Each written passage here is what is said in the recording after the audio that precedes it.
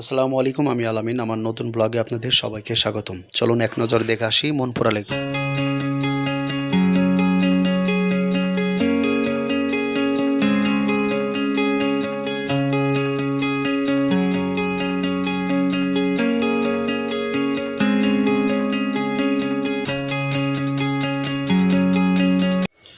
যেহেতু আমার বাসা মনপুরা লেকের সাইডে, তাই আমি রিক্সা না করে হাঁটতে হাঁটতে চলে গেলাম মনপুরা লেকের দিকে। এবং আজকের বিকালটা ছিল অত্যন্ত সুন্দর।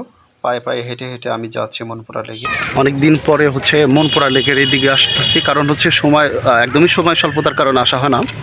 এর কারণ ঢাকা শহরের জীবিকা নির্বাহের জন্য এই চাকরির বাজারের জন্য একদমই কিন্তু কোথাও বের হওয়া যায় না। হ্যাঁ, কারণ সময় পাওয়া যায় না আজকে অবধি, যার কারণে একটু মনপুরা লেকে আসলাম। আর এখানে আপনি আসতে পারবেন সকাল থেকে বিকাল পর্যন্ত, তবে সন্ধ্যার পরে না থাকাটাই উত্তম। আর যদি কোনো সময় আপনি কাপল হিসেবে আসেন কিংবা প্রেমিক প্রেমিকা আসেন, এখানে আসাটা না উচিত আমি মনে করি। দৃষ্টিনন্দন এবং মন চড়ানো পরিবেশ যদি হিসাবে আমি বিবেচনা করি, তাহলে মনপুরা লেক অনেকের কাছে মনপুরা দ্বীপ নামেও পরিচিত।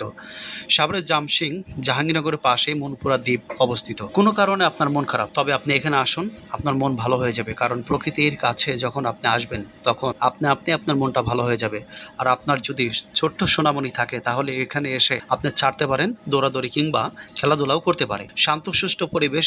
বাড়ির বাইরে চলে আসুন। কি দেখতে পাচ্ছেন? প্রকৃতির নতুন রূপ। আকাশে বেশ স্বচ্ছ নীল, পাখির কোলাহল নয়তো নদীর আর সবুজ ঘেরাবন। চোখের চোখ রেখে অপূর্ব দৃশ্য চোখ আটকে যায়, যার প্রকৃতির সীমানা। মানুষের দুর্বলতা প্রকৃতির এমন আপন মনে নিজেকেও খোঁজে। শহরের পথগুলো ছুঁয়ে মুঠো পথ, তারপর যদি মিলে নদীর দৃশ্য দেখা যায়, তবে তাহলে মিলে প্রকৃতির দৃশ্য। চারদিকে গাছগাছালি দৃশ্য সবুজ অমর। অবশেষে বদলেছে বছরগুলো, কিন্তু এমন দৃশ্য তেমন একটা দেখা মিলেন। এর বায়ু দূষণ কমেছে, তাই প্রকৃতির মাঝে ফিরে এসেছে সজীবতা।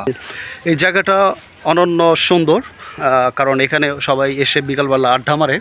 তবে আমি মনে করি যে এখানে বয়ফ্রেন্ড এবং গার্লফ্রেন্ড আসা উচিত না একদমই, কারণ এখানে আসলে যে কোনো সময় আপনি কট খেতে পারেন। আর একটা বিষয় এবং ঠান্ডা একটা জায়গা চান, তাহলে মনপুরা লেগে অবশ্যই আপনাকে আসতে হবে। আর এটা সাভার জাহাঙ্গীরনগরের সাইডে আসতে পারেন।